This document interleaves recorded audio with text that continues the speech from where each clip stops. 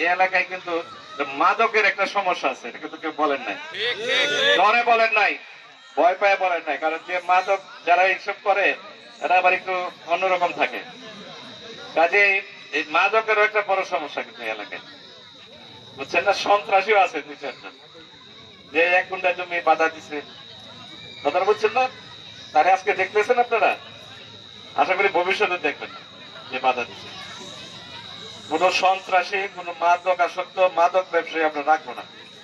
এই জন্য যা হয় আপনারা আমাদের সাথে থাকেন, আপনারা আমাদের সাথে থাকেন।